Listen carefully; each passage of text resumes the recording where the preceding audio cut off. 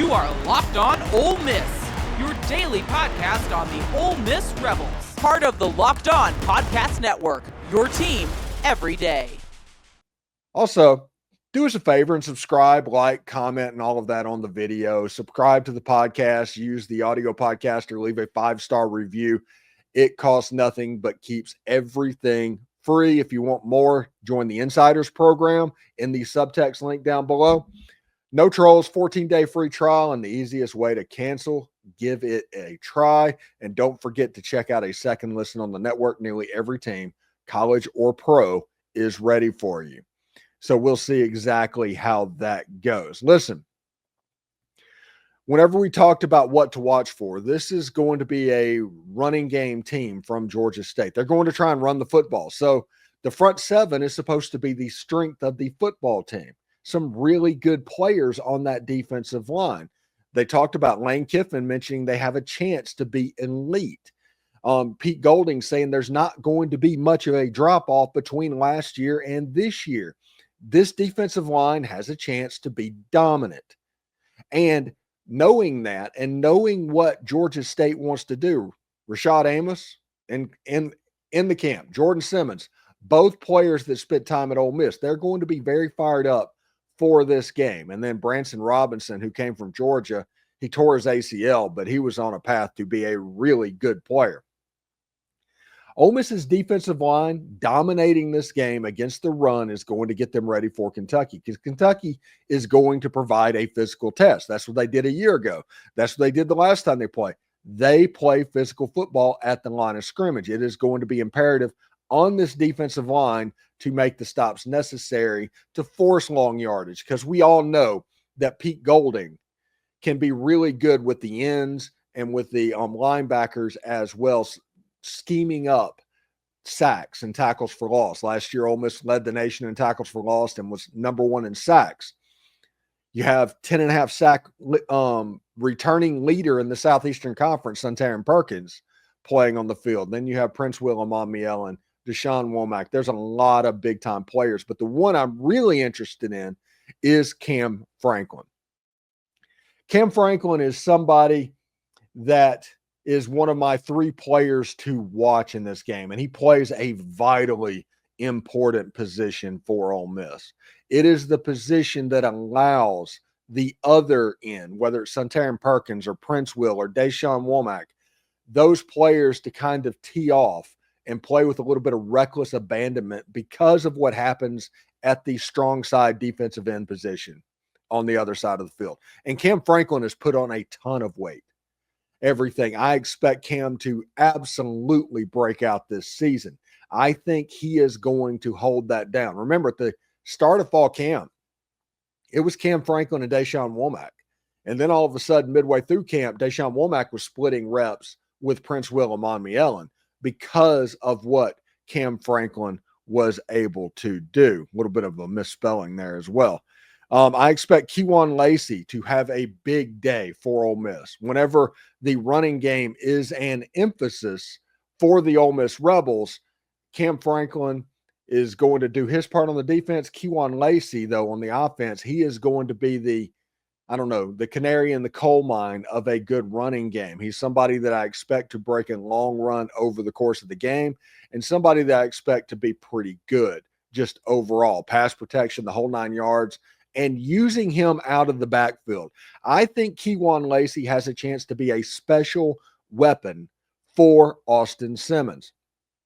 Austin Simmons will be making his starting debut at Ole Miss. You see his numbers in front, 19-32, 282 yards, 2 touchdowns, no picks.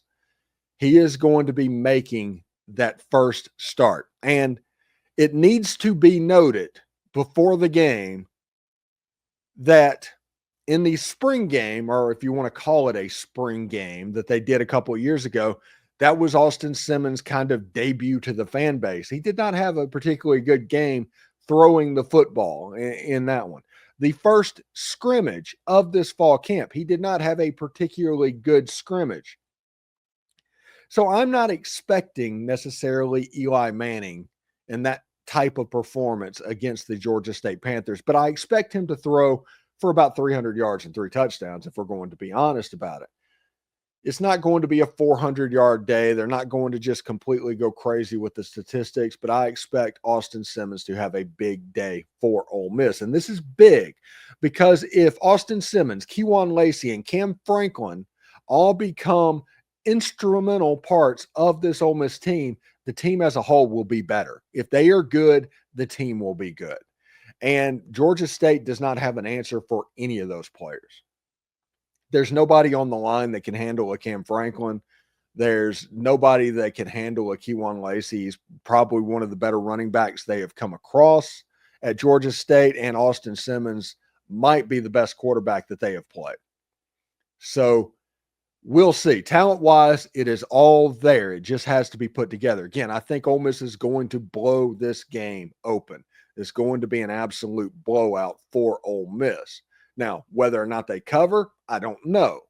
But Ole Miss should dominate this game and will dominate this game. We'll see exactly how that goes as well. So I'm pretty fired up about where they could end up and where Ole Miss football is going to be going into the Kentucky game and the Arkansas game. They talk about football teams. They improved the most from week 1 to week 2 as any point in the entire season. We'll see exactly what that looks like. All of the continuity has to be built for Ole Miss in this game. Ole Miss needs to protect the football. If Ole Miss has 4+ turnovers, Georgia State might have a chance at that point.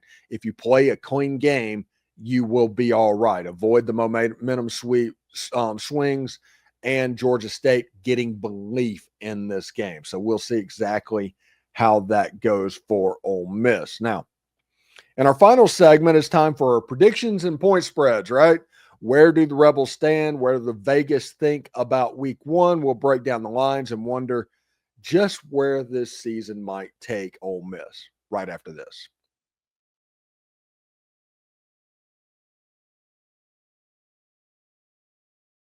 Thanks again for making the Locked On Ole Miss podcast your go-to source for Ole Miss sports. We pride ourselves on offering the most comprehensive perspectives, which is why we're the front door of Ole Miss. If you don't believe us, search Ole Miss Podcast and see how much the Locked On Ole Miss podcast pops up. Don't forget to subscribe to the podcast, like the podcast, comment on the video. It helps the show and is completely free. Your support means the world to us.